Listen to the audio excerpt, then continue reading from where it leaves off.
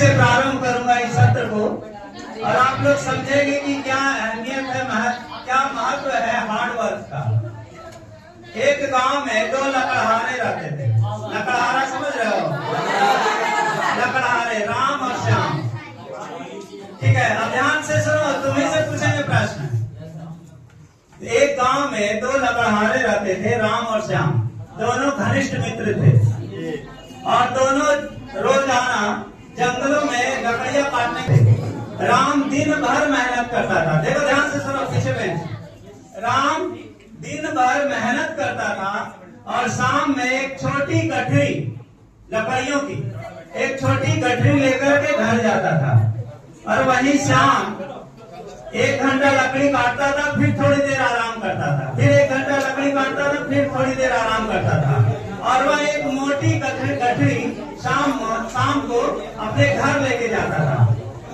और एक दिन राम ने श्याम से पूछा, देखो ध्यान दो, राम ने श्याम से पूछा कि क्या यार एक बात बताओ कि मैं रोज दिन भर मेहनत करता हूँ, लगातार मेहनत करता हूँ, फिर भी मेरी गठरी तुम्हारी गठरी से बहुत छोटी होती है और तुम काम करते हो, फिर आराम करते हो, फिर काम करते हो, फिर आराम करते हो, लेकिन तुम्हारी गठरी मेरी गठरी से ज्यादा मोटी और बड़ी है, ऐसा क्यों?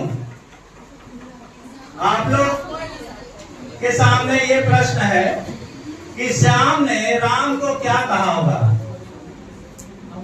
बताना। अच्छा, उसके सवाल का जवाब दिया, ध्यान से सुनो, कि श्याम ने कहा कि जब मैं आराम करता हूं तो अपनी आरी को, कुल्हाड़ी को धार करता हूं, इसलिए मैं काम करता हूं लगातार, इसके बाद आराम करते समय अपनी कुल्हाड़ी में धार लगाता हूं, इसलिए मेरी गठरी तुमसे ज्यादा मोटी होती है। तो यहाँ जो कुल्हाड़ी है ये आपके जीवन का एक हिस्सा है। क्या होता है कि अभी सर भी बताएंगे, अपने अनुभव को बताएंगे कि हम लोग क्या करते हैं कि कहते हैं कि हार्ड वर्क करना है।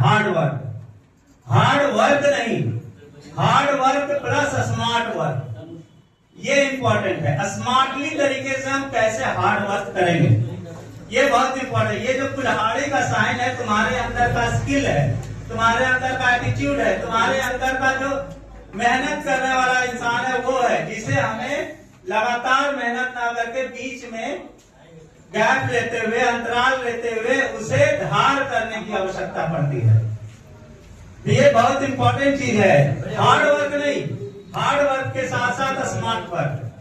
आज इस सत्र को आयोजित करने का मुख्य उद्देश्य, जैसा आपको पता है, कि आपके कैरियर से संबंधित गाइड किया जाएगा कि 10th के बाद, 12th के बाद हम किस तरह से अपने कैरियर को शेप बना सकते हैं, शेप कर सकते हैं, और उसके लिए हमें किन किन संसाधनों की आवश्यकता पड़ेगी और सीमित संसाधनों में हम कैसे सफलता को प्राप्त कर सकते हैं। तो मैं यहाँ ज्यादा समय नहीं लेते हुए, चूंकि सर का यहाँ बहुत ही कम समय के लिए यहाँ है लालू सर, तो ये अपनी बातों को आपके सामने रखेंगे, अपने अनुभव को आपके सामने शेयर करेंगे।